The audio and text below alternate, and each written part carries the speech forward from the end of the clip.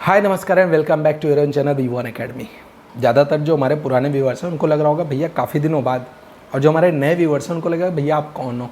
तो अगर नहीं जानते हो तो बस एक लाइन में बोलूँगा, मेरा नाम आदित्य है और मेरे इंट्रोडक्शन पॉइंट ऑफ व्यू से इतना इनफ है। चलो यार इसकी कहानी शुरू करते हैं। आज जो मैं टॉपिक लेकर के आया हूँ वो बहुत ही कॉमन सा टॉपिक है इस समय, क्योंकि इस समय काउंसलिंग शुरू हो रहे हैं या फिर नहीं, मतलब शुरू होने वाले हैं। जैसे जोसा का शुरू होने वाला है, HBTU, MMUT, UPTU, जैक, ढेर सारे कॉलेजेस की काउंसलिंग शुरू होने वाले हैं। तो सबसे मोस्ट इंपॉर्टेंट एक सवाल लोगों के मन में उठता है कि भैया मुझे मान लीजिए 2-3 कॉलेजेस में सीट्स ऑफर हो रही हैं, तो मैं किस बेसिस पे कोई भी कॉलेज चूज़ करूँ। तो यहाँ पर मैं 2-3 पॉइंट्स रखूँगा। सबसे पहले तो मैं पॉइंट्स बता देता हूँ मैं क्या क्या रखने वाला हूँ। तो सबसे पहले मेरा पॉइंट होगा प्लेसमेंट, कि उस कॉलेज का प्लेसमेंट देखो, इसके बारे में डिटेल में जस्ट बताने वाला हूँ। और दूसरा सबसे इंपॉर्टेंट पॉइंट होगा ब्रांच। बस इससे ज़्यादा मैं डिस्कस नहीं करूँगा। तो चलो शुरू करते हैं। सबसे पहला इंपॉर्टेंट पॉइंट प्लेसमेंट। मान लो आपको 2-3 कॉलेजेस में सीट्स ऑफर हो रही हैं। मैं कॉलेज के नाम नहीं बता रहा हूँ वरना आपको लगेगा कि भैया सजेस्ट कर रहा हूँ कि यही कॉलेज ले लो। बस आपको ऐसे ही बताता हूँ। मान लो कॉलेज 2-3 आपको कॉलेजेस ऑफर हो गई, तो आपको कुछ नहीं करना, आंख बंद करनी है। मतलब बेसिकली यहाँ की आंख बंद करनी है, आंख खोलनी है, लैपटॉप पे साइन करना है। बस ये चेक करना है उनके प्लेसमेंट्स के ट्रैक रिकॉर्ड्स क्या हैं, प्रीवियस ईयर्स के प्लेसमेंट्स के रिकॉर्ड्स आप चेक करो। अगर आपको रिकॉर्ड्स अच्छे मिल रहे हैं, अब देखो यहाँ पर कुछ लोग के उनमें डाउट होगा भैया अच्छे का मतलब क्या होगा, 20 लाख, 25 लाख, 30 लाख या कितना। तो यार अच्छा will be decided by your ranks. अगर आपकी रैंक अच्छी है, अब यहाँ पर भी अच्छे में कन्फ्यूज़न आ सकता है। तो अगर मान लो आपकी रैंक 5000 के अंदर है, तो आपके लिए आपको IITs वगैरह में आसानी से मिल सकता है। और IITs का जो एवरेज प्लेसमेंट है वो 20 लाख के अबाउट मान सकते हो आप अभी के लिए। मैं जस्ट सर्च करके ही बता रहा हूँ आप लोग सभी लोगों को।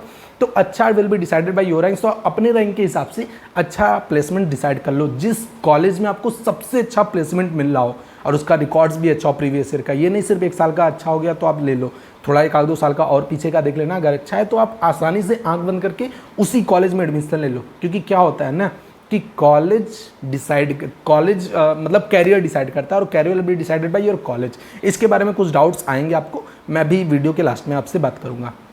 दूसरा सबसे इंपॉर्टेंट चीज़ आपका ब्रांच। अगर मान लो एक ही कॉलेज में आपको 2-3 ब्रांचेज ऑफर हो रही हैं, जैसे मान लो कोई एक कॉलेज हो गया जिसमें आपको ECE ऑफर हो रहा है, सिविल, मैकेनिकल वगैरह ऑफर हो रही हैं, आपको कन्फ्यूजन है भैया मैं कौन सा ब्रांच लूँ।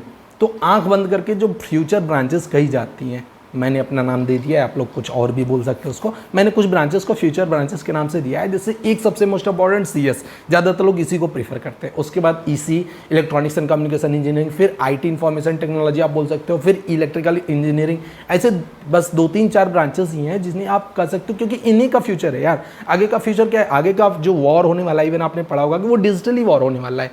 आगे लोग डिजिटली ही बढ़ रहे हैं, तो आगे क्या है मेन, मतलब ऐसा नहीं कर रहा हूँ कि सब इसी में घुस जाओ, सिविल मैकेनिकल भी है, इंजीनियर वगैरह भी रहेंगे, देश का भला होगा।